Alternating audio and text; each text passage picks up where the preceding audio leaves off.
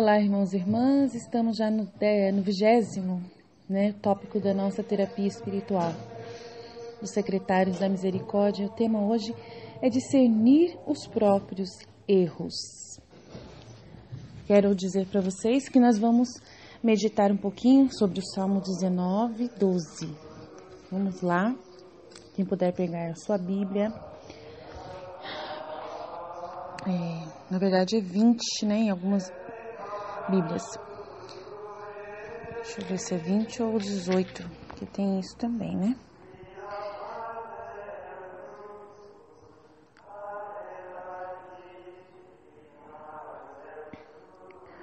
Narram os céus a glória de Deus, e o firmamento anuncia a obra de suas mãos.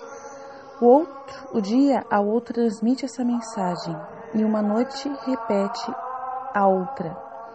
Não é uma língua, nem são palavras, cujo sentido não se perceba, porque toda a terra se espalha o seu ruído e até os confins do mundo a sua voz.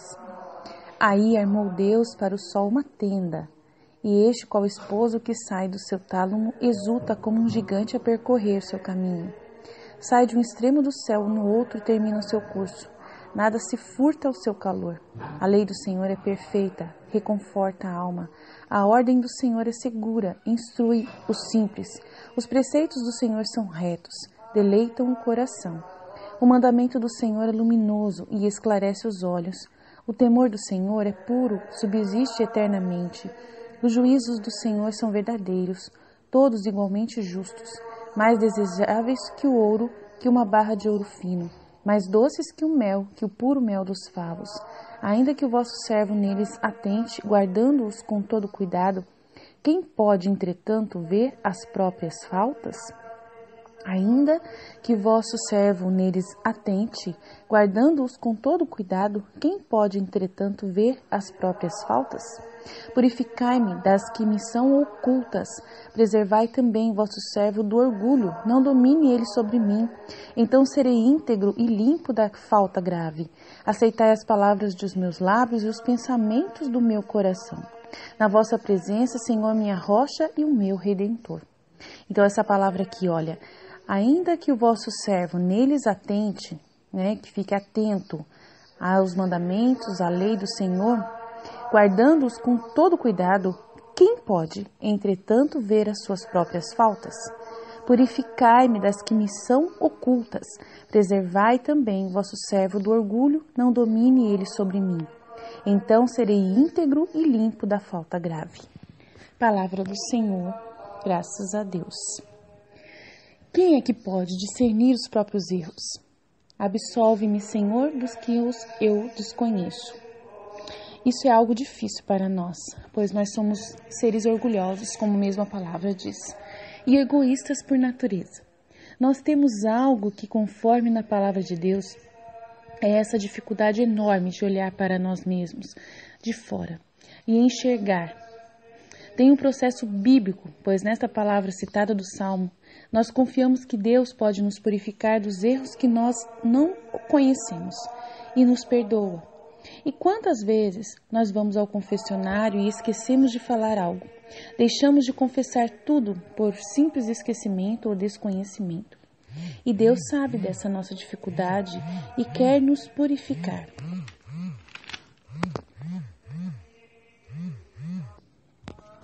Devemos, pois, elevar esse salmo à nossa vida. Quando nós temos o anseio de sermos curados, purificados por Deus, e temos que pedir a Deus com humildade para Ele nos libertar desses erros que sequer nós conhecemos, e pedir ao Espírito Santo para nos convencer, nos revelar esses obstáculos que podem ferir a nossa dignidade de bons filhos de Deus. Jesus diz: quem quiser ser o primeiro deve ser o último. Só por essa palavra do nosso Mestre, a gente já consegue enumerar a grande dificuldade que nós temos de sermos os últimos. Porque nós queremos o tempo todo olhar para as nossas próprias necessidades. Porque nós queremos o tempo todo nos saciar. Nós queremos o tempo todo satisfazer a nossa vontade. o nosso jeito de ser, as coisas pequenas e grandes que nós queremos para a nossa vida, os planos. Qualquer pessoa que nos fere a dignidade, qualquer pessoa que diz algum insulto ou nos magoa por qualquer coisa, até mesmo por nem sequer às vezes dar um bom dia para nós, a gente já fica se doendo por dentro, já fica chateado pensando, que sou eu? Será que eu sou amado? Será que eu sou amada? Uma pessoa fica sozinha no Natal e já pensa em se suicidar, porque acha que ninguém ama, que ninguém o quer, e às vezes é ele mesmo ou ela mesma que quis se isolar. Então, meu irmão, minha irmã, a situação da nossa vida é muito complexa. Para sabermos aonde nós estamos errando, vai caminho, vai jornada. Então nós precisamos de Deus, precisamos do Espírito Santo, precisamos olhar claramente de fora para a nossa vida, ver aonde nós estamos falhando, ver onde nós estamos pecando, para podermos não querer culpar os outros das nossas tragédias e das nossas falhas. Quanto que eu ouço aqui com vocês, que a maior das guerras entre vocês, justamente, os quais eu ouço, é querer muito para si mesmos. Pessoas que vêm até mim porque está sofrendo por causa que alguém está te magoando, porque o marido está te ofendendo, porque você está doente por causa dos problemas familiares, problemas que você tem na sua vida. Tudo é, de uma certa forma, perdoe-me dizer, não fiquem chateados por falar isso, mas eu também vivo essa realidade, não sou diferente de vocês. Mas tudo em volta do próprio umbigo. Tudo aquilo que dói, né, dentro da vida de vocês, mas isso que é o legal. É esse o detalhe onde Deus trabalha, é aí aonde Deus atua. Ele faz, Ele permite que aconteça coisas que ferem a nossa vida, que fere a nossa dignidade própria, o nosso amor próprio por nós mesmos. Porque nós ficamos em volta dessas necessidades nossas, né, ao redor da nossa felicidade, pensando que o marido está fazendo algo, que o filho está fazendo algo, e né, pedindo oração para que mude a nossa vida, para que melhore a nossa situação. Mas é aí onde Deus está atuando. Vocês vieram a nós por quê? Porque vieram pedir oração. Porque Deus os chamou através desse atributo de vocês. É aí onde Deus atua para chamar a sua atenção. No nosso último tópico, nós falamos sobre a sarça ardente, onde Deus, né, de Isaac, de Abraão, de Jacó, fala a Moisés através da sarça, chama a atenção de Moisés. E Moisés vai até lá para saber, com curiosidade, por que aquela sarça ardia e não se consumia. Então, é uma curiosidade natural dele, uma ânsia dele de querer ver algo novo, de querer ver algo diferente. E ele foi até lá, se aproximou e Deus aproveitou. Moisés, eis-me aqui. E pôde falar com Moisés. É isso que Deus está fazendo conosco. Ele está nos chamando através desse nosso cuidado especial conosco mesmo. Por causa dessas preocupações que nós temos com a nossa própria felicidade. E Ele vem nessa hora para fazer você se questionar: por que eu não sou feliz? Por que eu não estou feliz? Por que tudo que eu fiz, as escolhas que eu fiz, estão se voltando contra mim? E Deus vem nessa hora para falar com você e dizer: eu sou o caminho, a verdade e a vida. Então, meus irmãos, nós somos chamados nesse mundo. Ele nos chama a sermos servos de todos. Mas quando você sofre, seja algo ou onde for, na família, na igreja, na vizinhança, no trabalho, como perseguição, injúrias, fofoca, inveja, ser maltratado ou é maltratado pelo esposo, pela esposa, pelo filho, pelas pessoas, elas doem demais. Ficam querendo parar, as pessoas quando são feridas ficam querendo parar com tudo e até mesmo querem mesmo se desistir da própria vida, choram, mas o que Jesus pediu é justamente isso, renunciar-se, não querer atenção para si mesmo, não se deixar vencer pelas barreiras. E o nosso inimigo justamente vai fazer guerra mesmo contra nós.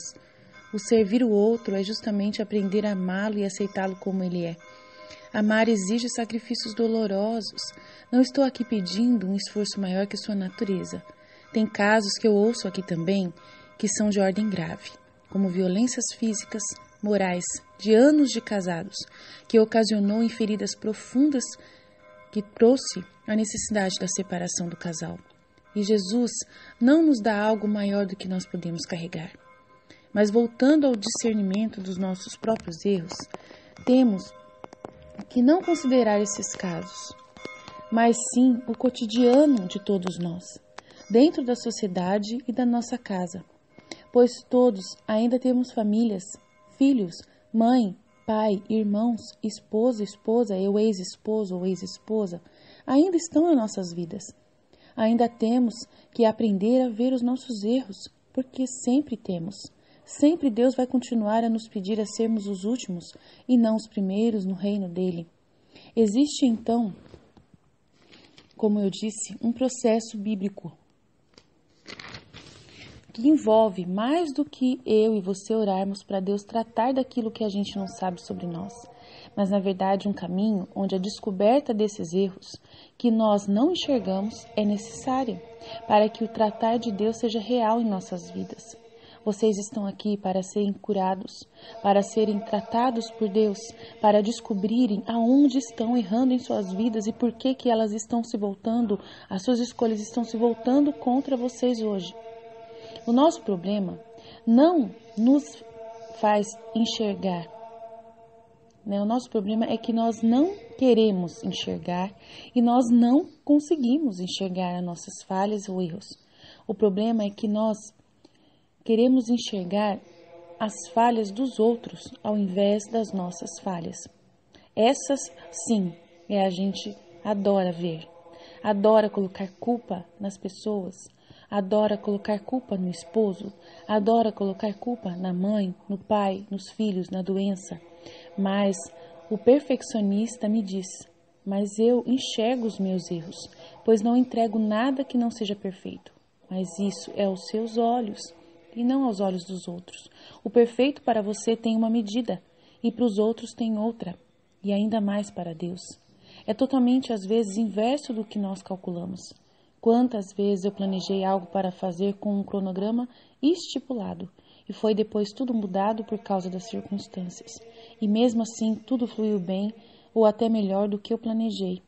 E nesta hora não devemos olhar com os olhos de que nós não somos capazes de programar algo e fazermos algo, mas entender que nós somos parte de um todo e temos que antes servir do que sermos servidos em nossas expectativas. Um exemplo. Você planeja uma festa, você planeja uma celebração e você faz todos os preparativos. Na hora, falha. Na hora, falta alguém, falta um conteúdo, falta algum atributo daquela situação. Naquela celebração falta, de repente, o palhaço queria fazer a animação da festa. Ou não chega o gelo para deixar as bebidas geladas. E muitas outras coisas podem falhar. E aí a festa mesmo assim se desenrola e você usa outras formas de fazer acontecer a diversão, outra forma de adquirir uma bebida novamente gelada, ou você oferece outro tipo de bebida. Todos, quando fazemos algo ou até entramos num contrato ou num relacionamento, vislumbramos com os nossos olhos limitados uma forma de enxergar as coisas, do jeito que nós queremos que elas sejam. Nós sempre vamos planejar e vamos esperar que certas coisas aconteçam. Até mesmo no relacionamento, a gente casa já sabendo que pode acontecer, que o marido vai brigar por causa de alguma coisa, ou que você vai brigar com ele por causa de roupa espalhada, a toalha que ele deixou jogada. E aí você já se prepara já para poder não ficar bravo por isso. Mas no decorrer da caminhada, você vê que não é só isso, que tem outras coisas que aparecem que você não esperava. E a essas coisas, às vezes, você não consegue aceitar. Você não consegue entender por que acontece. Mas muitas vezes os nossos relacionamentos acontecem de propósito, porque Deus permite para que nós aprendamos a amar. Amar significa aceitar o outro na condição que ele é e simplesmente na condição em que você não esperava que fosse. E você, ao mesmo tempo, também vai cometer erros, vai cometer falhas que o seu cônjuge não estava esperando, que os seus pais não estavam esperando e vai decepcionar. Mas isso não quer dizer que você é alguém que não vale a pena, que você é alguém que não pode ser amado, não pode ser amada. Depende muito de você. Não se deixar levar por essas decepções que você causou ou que foram lhe causadas, mas sim utilizar desses erros, dessas situações para mostrar quem você é e para fazer-se agradável ou querer agradar ou compensar as pessoas com outros atributos que você tem para poder tentar ofuscar esse defeito que você apresenta. Agora, quando nós temos um defeito e queremos esfregar na cara do outro e machucar o outro, aí sim é violência. E essa violência não dá para suportar. Quantas vezes nós queremos esfregar os nossos erros na cara dos outros e falar: eu sou assim, você tem que me aceitar assim. Mas não podemos fazer isso, como eu disse, é uma violência. E aí, quando você percebe que você não é aceito, você quer sair, tirar o corpo fora no relacionamento. Você fala: eu acho que eu fiz uma escolha errada, é melhor não continuar. Nós somos um erro. Nós fomos um erro. Não é assim, meus irmãos. Muitos não conseguem por causa do seu amor próprio, do seu orgulho desordenado, pois muitos de nós fomos mimados dentro das nossas famílias, pelos nossos pais, avós, tios, etc. As circunstâncias antes nos favoreciam sempre. Até mesmo nós mesmos, às vezes, nos mimamos quando nós percebemos, numa época da nossa vida, na nossa infância, adolescência, que ninguém nos deu atenção e nós começamos a dar atenção a nós para poder compensar a atenção que não recebe de fora. E começamos a querer tudo para nós. Começamos a passar por cima. Tem muita gente que tem essa astúcia de querer passar por cima da vontade dos outros para fazer a sua própria. Se propriamente mimando a si mesmo, para poder compensar a falta de atenção que recebe dos outros. E Deus, ao tratar conosco, Ele vai permitir as mudanças necessárias no nosso estilo de vida para confrontar-nos com tudo que estávamos acostumados. Pois Deus é Pai, Ele nos ama e nos quer curados, regenerados e vai nos destruir como vaso nas mãos do oleiro para reconstruir. Quando a palavra do vaso na mão do oleiro, que nós lemos em Jeremias, então nós temos um vaso a ser quebrado e desmontado. Não é fácil. Precisamos permitir a Deus fazer esse processo. Ele não vai nos tocar se você não quiser. Se nós não quisermos. Ele não vai te tocar e te fazer novo se você não permitir. Ou não deixar. Você já pediu ou deixou Deus te quebrar? Quem quer ser quebrado por Deus? É muito difícil ser decepcionado. Decepcionar é a forma que Deus utiliza quando nós somos quebrados. Há os malogros, como diz Santa Faustina, como Jesus falou para Santa Faustina no seu diário, que Ele permite malogros. O que é isso? Situações em que nós damos com a cara na parede, que nós damos com a cara na porta, que nós tropeçamos de propósito. Deus faz isso muitas vezes de propósito.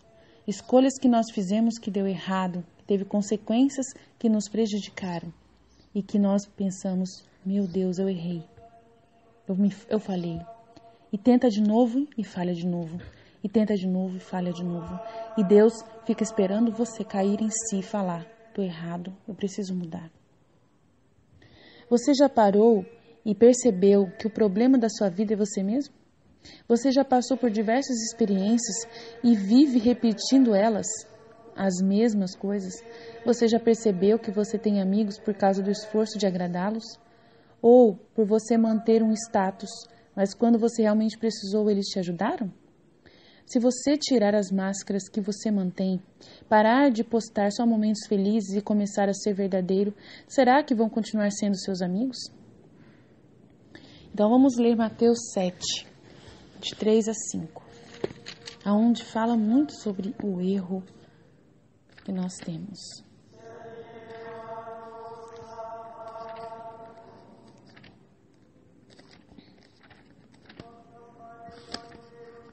Procurando aqui Mateus 7, vamos procurar juntos para a gente ler juntos.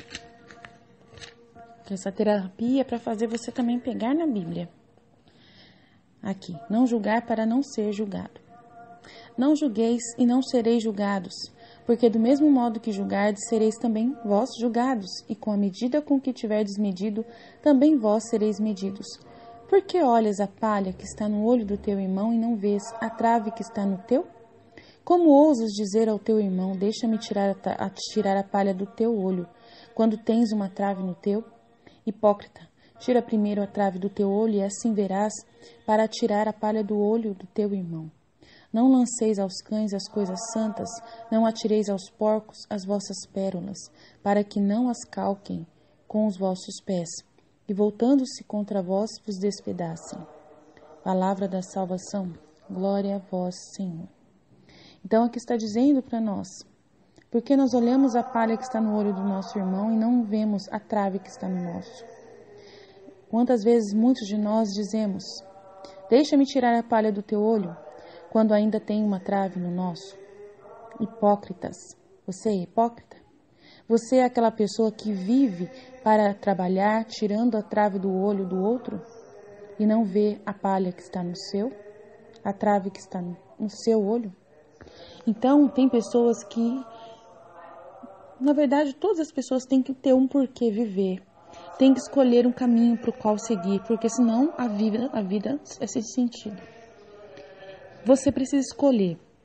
Você é o tipo de pessoa que vive mais olhando para fora, olhando para o erro do outro, tentando consertar a sua vida, consertando o outro, consertando a pessoa do outro, a pessoa do seu esposo, olhando para o cisco do olho do seu filho, o cisco do olho da sua filha.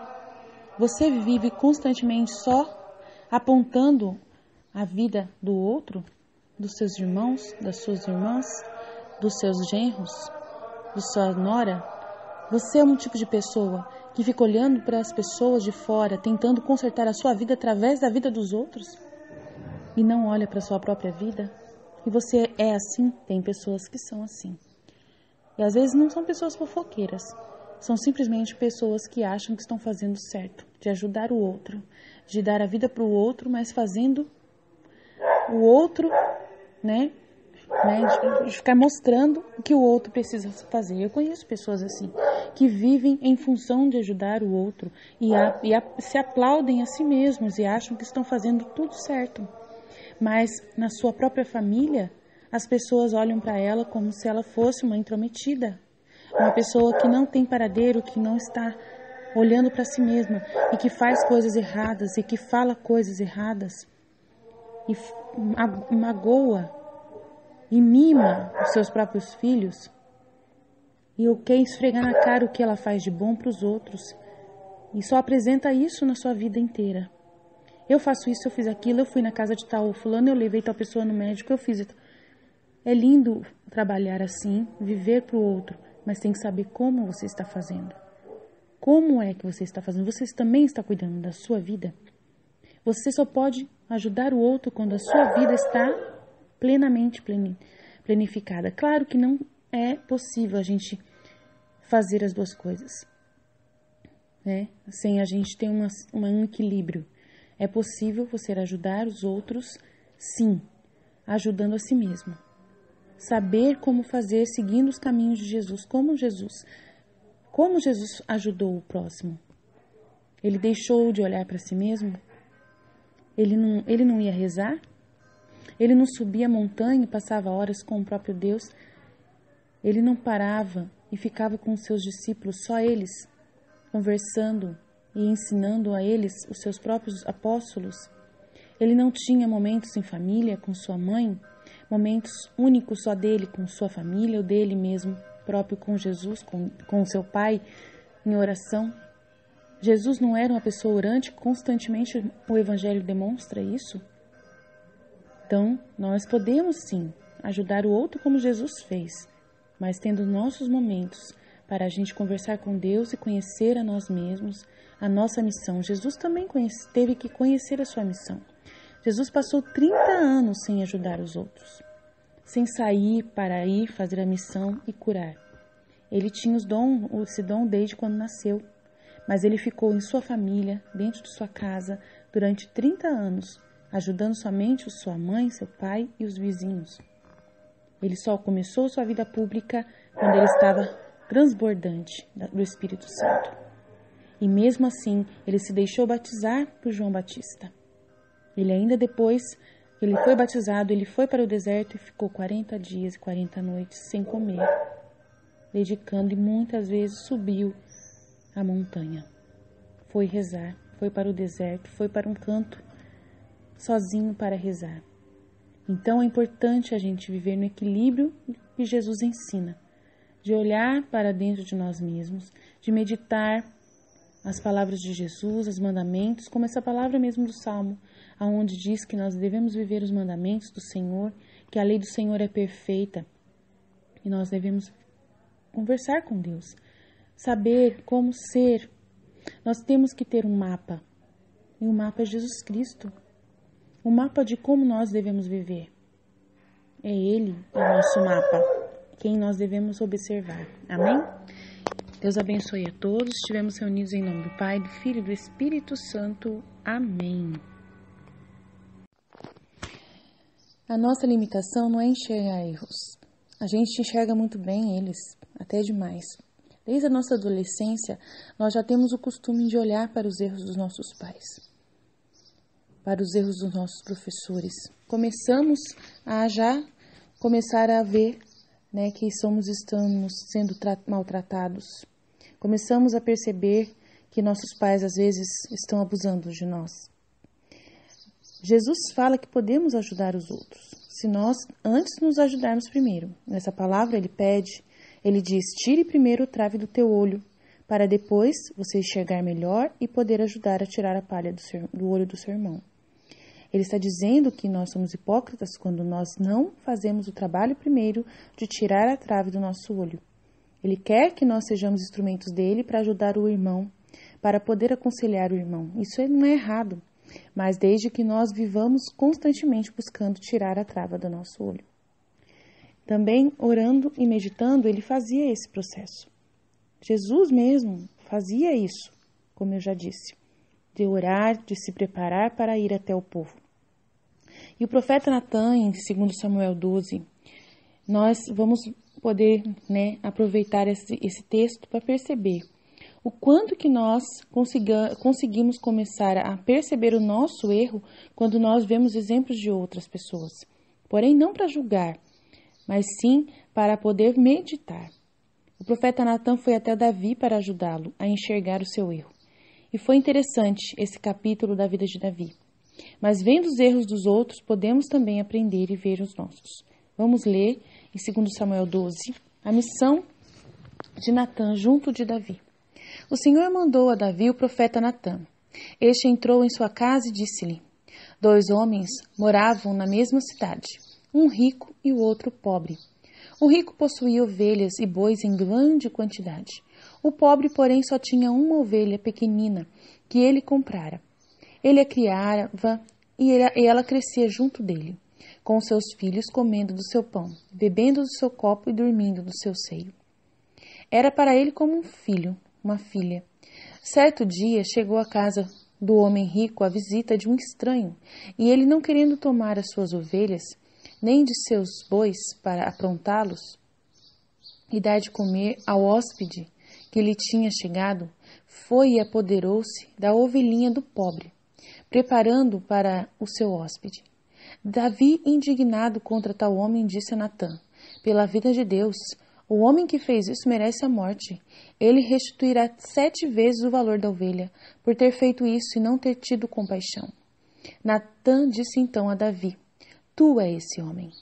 Eis o que diz o Senhor, Deus de Israel. Ungi-te rei de Israel, salvei-te das mãos de Saul, dei-te a casa do teu Senhor e pus as suas mulheres nos teus braços. Entreguei-te a casa de Israel e de Judá, e se isso fosse ainda pouco, eu teria juntado outros favores. Porque desprezaste o Senhor, fazendo o que é mal aos seus olhos? Feriste com a espada Urias, o Hiteu, para fazer de sua mulher a tua esposa, e o fizeste perecer pela espada dos amonitas. Por isso, jamais se afastará a espada de tua casa, porque me desprezaste, tomando a mulher de Urias, o Hiteu, para fazer dela tua esposa. Eis o que diz o Senhor, vou fazer com que se levante contra ti males vindos de tua própria casa. Sob os teus olhos tomarei as tuas mulheres e as darei a um e a outro e dormirá com elas à luz do sol. Porque agiste em segredo, mas eu o farei diante de todo Israel e diante do sol. Davi disse a Natã, pequei contra o Senhor. Então, palavras do Senhor, graças a Deus. Quem condena os outros fazendo a mesma coisa é falso.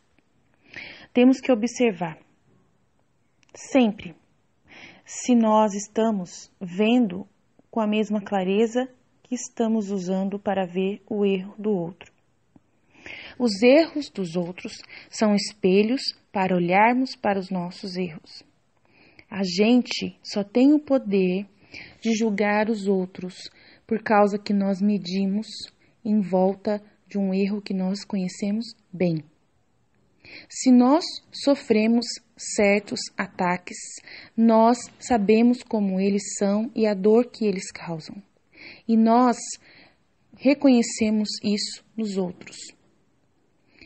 Principalmente quando nossos pais fazem coisas erradas, nós aprendemos, com eles e imitamos os nossos pais e nem sequer sabemos, muitas vezes, que as coisas que nós aprendemos com eles é errado. Vamos descobrir quando nós começamos a julgar os outros que fazem a mesma coisa. Então, nós temos que tomar muito cuidado com a forma que nós enxergamos. Todos os seres humanos conhecem aquilo pelo qual passaram e têm domínio.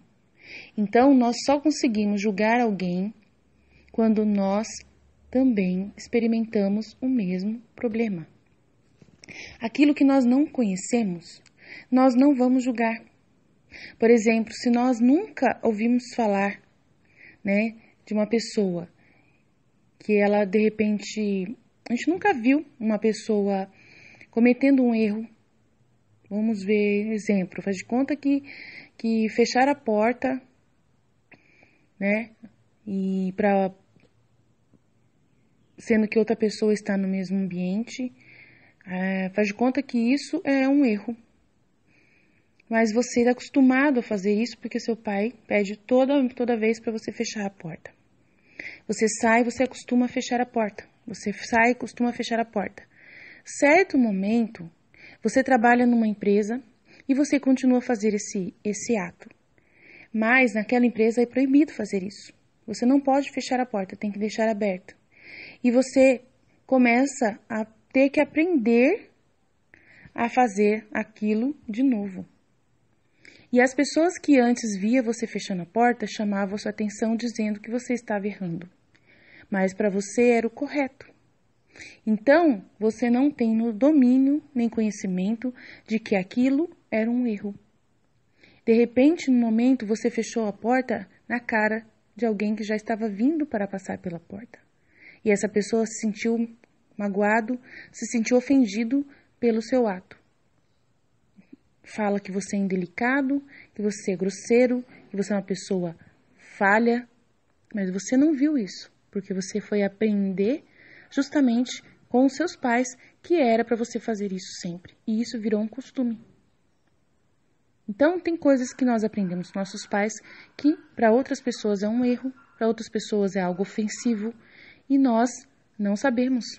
Por isso que nós precisamos sim, às vezes, que as pessoas apontem para nós os nossos erros, desde que elas também não sejam hipócritas e saibam ter tirado a trava do olho delas. Então, nós, para vivermos em sociedade, Temos que estar constantemente prontos ao aprendizado, até mesmo quando estivermos nos nossos 50, 60, 70, 80 anos. Os jovens que estão vindo agora, dessa geração nova, aprendem tudo diferente do que nós aprendemos na nossa geração. E aí, coisas que nós vemos eles fazerem, nós julgamos como errado, mas para eles não é errado. Se você está vendo seus filhos fazerem sexo antes do casamento, e você ficar em cima deles para eles fazer o correto, sendo que eles veem todo mundo fazer. Isso na televisão, é no desenho, é em todo lugar. Às vezes a gente está julgando, dizendo que essa pessoa está em pecado, e ela está. Mas a gente não pode julgar, tirando dela a dignidade de filho de Deus, porque Jesus é quem precisa ir até ela, e ela precisa ir até Jesus para conhecê-lo, e quem conhece Jesus aprende os seus estatutos e os seus mandamentos. Quem ama Jesus quer viver os mandamentos. Mas qual é o mandamento que Jesus falou? Amar a Deus sobre todas as coisas e o próximo como a ti mesmo. Se você não se ama, como você vai amar o próximo como a ti mesmo? Então há muitas situações nesse mundo que nós vivemos que nós não podemos julgar. Há muito aprendizado que os nossos filhos precisam consumir da nossa vida. Nós precisamos ensinar.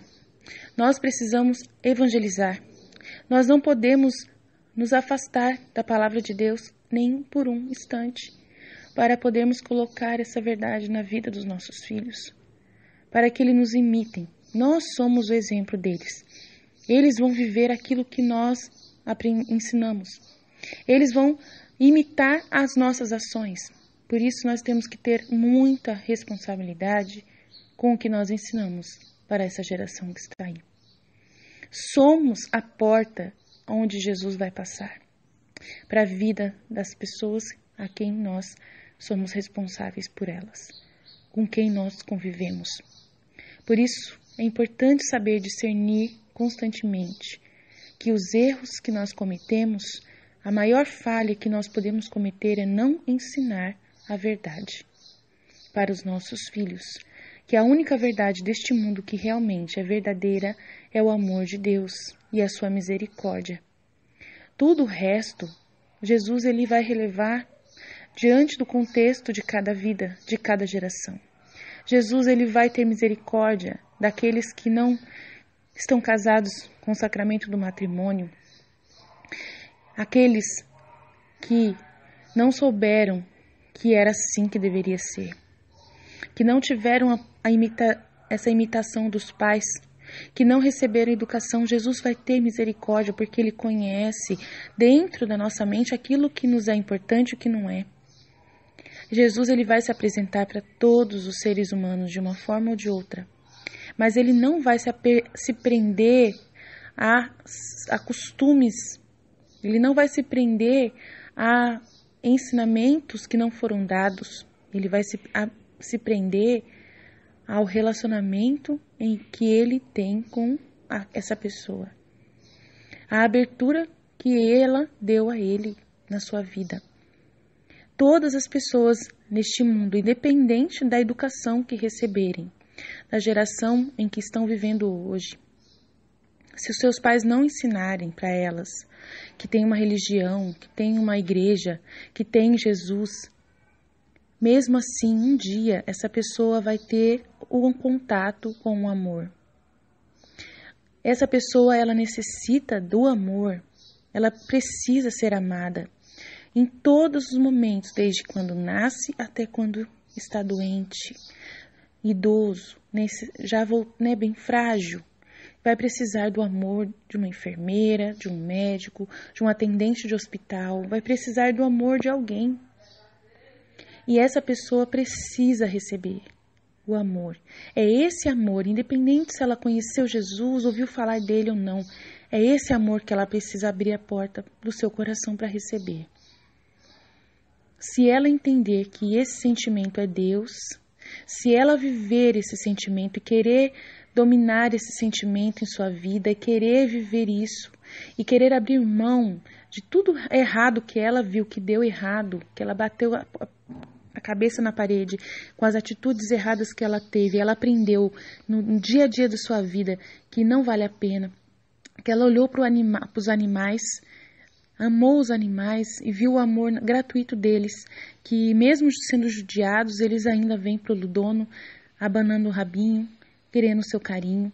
Se é alguma pessoa aprender com os animais o que é o amor, ou aprender o que é o amor no último dia da sua vida no hospital, com uma enfermeira, com um enfermeiro que faz um trabalho carinhoso, cada um vai ter a sua experiência com o amor, que é Deus.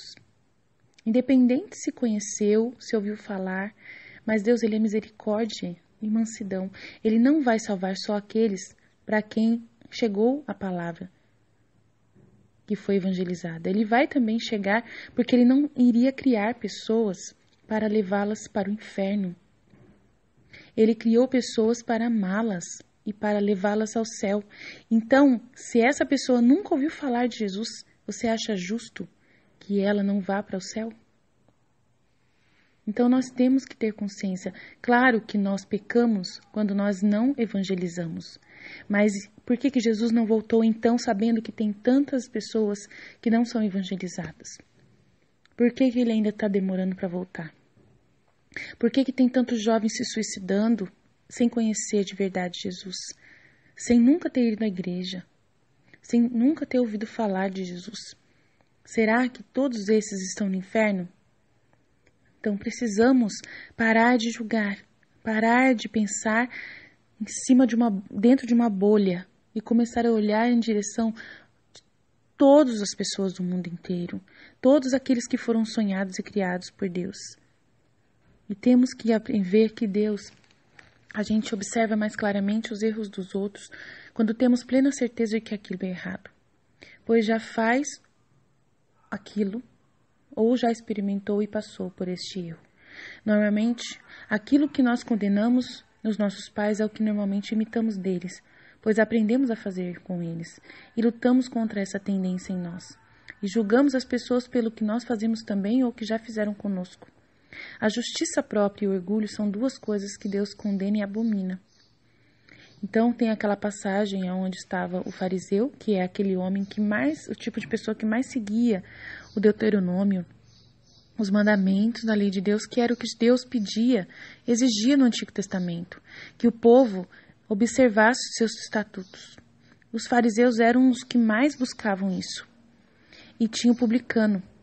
E o fariseu chegou na oração dizendo: graças te dou porque não sou como esse publicano, esse ladrão que rouba. Eu jejuo 2 vezes por semana, eu dou dízimo. E a oração desse fariseu, que seguia corretamente os estatutos, que fazia a lei de Deus ser totalmente cumprida, foi abominada por Deus essa oração.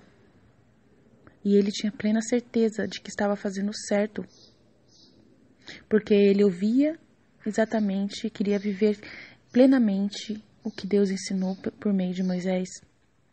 E o publicano era o oposto dele, eram os cobradores de impostos, que muitas vezes cobravam mais do que podiam para poder ter lucro, mais do que deveriam para ter lucro. Então eles eram vistos como pessoas que extorquiam o povo. Pior tipo de pessoa, que estava a favor dos romanos, levando dinheiro para os romanos, pagando os impostos aos romanos, a César, e tirando do povo aquilo que o povo tinha.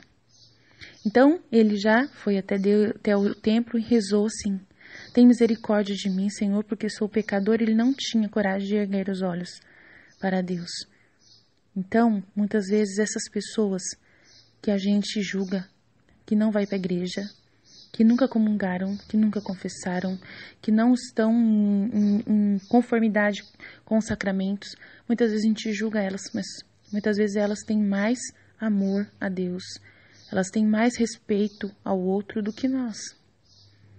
Porque quanto mais a gente se orgulha de que nós estamos no caminho certo, que nós estamos em estado de graça, quanto mais a gente se orgulha e não olha para os nossos erros, mais Deus nos abomina. Então é muito complicado. É muito difícil dizer que nós somos de Deus, por causa que quando nós dizemos que somos de Deus, tem esse essa dificuldade de podermos, de repente, sermos vistos como esse fariseu.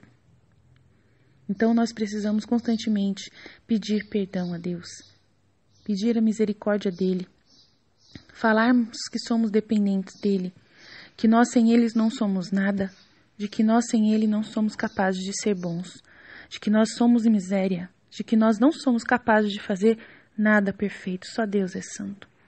E só nós seremos santos se Ele estiver dentro de nós. Se nós abrirmos o nosso coração e dissermos, entra no meu coração, me perdoa. Entra no meu coração e tenha misericórdia de mim e do mundo inteiro. Então vamos parar de julgar os outros e amar cada vez mais. E entender que os nossos erros muitas vezes são canais para a gente poder se perdoar e pedir perdão para Deus, como esse publicano. E ficar mais próximos do que distantes de Deus na nossa oração. Nós precisamos ver em nós se nós fazemos o mesmo com os outros, aquilo que nós gostaríamos que eles nos fazem. Amém? Estivemos reunidos, continuaremos sempre no amor e na misericórdia, um Deus que é vivo e poderoso, Pai, Filho e Espírito Santo. Amém. Jesus, eu confio em vós.